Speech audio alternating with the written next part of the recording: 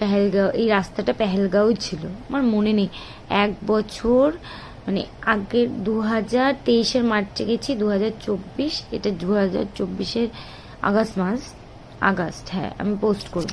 তো এই যে পেহেলগাঁও, আমাদের হোটেলটা দারুণ জায়গায় ছিল। পেহেলগাঁওয়ের হোটেলটা পুরো বাসে তো আমি ঘুমাতে ঘুমাতে এসেছি। আর পেহেলগাঁওয়ের হোটেলটা দারুণ জায়গায় ছিল, মানে এরকম পাহাড়, জল। আমি এখানে ভিডিও আছে, আমি পর্দাটা সরাবো, পুরো পাহাড় দেখা যাবে। আর ভীষণ সুন্দর, এখানে আমার অনেক ছবি আছে, আমি ওগুলো রিলসও বানিয়েছি। তোমরা শুধু জায়গাটা দেখো। আর এই যে সামনের যে হোটেলটা, ওটা আমাদের। এই যে এরকম ফটো দিয়ে তোমাদের দেখালাম। এই যে এখন আমরা যাচ্ছি হচ্ছে পেহেলগাঁওয়ে পরের দিন। এটা হচ্ছে পেহেলগাঁওয়ের সাইট সিন। এখানেই লোকটা বলেছে যে বাজরাঙ্গি ভাইজানের শুটিং হয়েছে।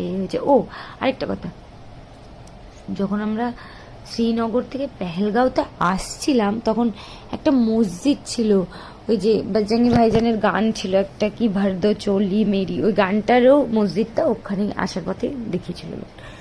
আরেকটা কথা বলতে চাই আমি, যে জীবনের ঘোরাফেরা করাটা উচিত, মাইন্ড ফ্রেশ হয়। আমি তো ভিডিওটা বানিয়ে রাখছি, ডাউনলোডও হয়ে যাবে, কিন্তু আমি জানি না কি করে পোস্ট করব, কারণ এই ফোনে আমার কিছুই মানে লিঙ্ক বা চ্যানেল কিছু নেই এর মধ্যে। তাও আমি চেষ্টা করব পোস্ট করার, কারণ এটা যদি পোস্ট করতে পারি আমি ভীষণ পরিমাণে খুশি হব। কারণ এমন একটা ইউটিউব, ফেসবুক আমি সত্যি এগুলোতে ছেড়ে রাখি, কারণ আমার স্মৃতিগুলো, যেগুলো আমার স্মৃতি রয়েছে সেগুলো যাতে নষ্ট না, সেগুলো যাতে রয়ে যায়।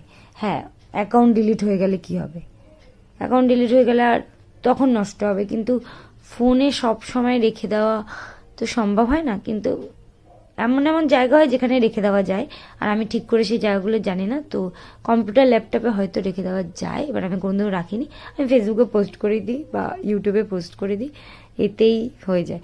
তো এই যে এখন আমরা যাচ্ছি, এখানে 3টে জায়গা, বেতাব ভ্যালি, চন্দনবাড়ি, আরেকটা কি যেন জায়গা ছিল আমার মনে নেই, তো দুটোই মনে আছে। আরেকটা ওখানেও একটা শুটিং হয়েছিল, আর বেতাব ভ্যালিতে বেতাব বই শুটিং হয়েছে। চন্দনবাড়ির বেশি ভিডিওই ওখানে আছে। চন্দনবাড়িতে যখন ঢুকছি সেখানেও পুরো চ্যাপচ্যাপা কাদা, যেহেতু বরফ, তো ওখানে জুতো পাওয়া যাচ্ছিল। আমাকে জুতো পাইনি, আমরা নর্মালি গেছি। আমি জানি না যে কাশ্মীরের মতো আনন্দ আর হবে কিনা।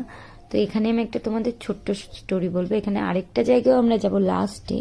তো যেমন স্নোফলসের ইচ্ছেটা আমার পূরণ হয়েছে, সেই দিনে ওই ইচ্ছেটা আমার পূরণ হয়েছে।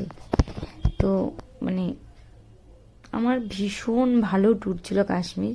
টাচ উড, নজর না লাগুক, সত্যি বলছি। মানে আমার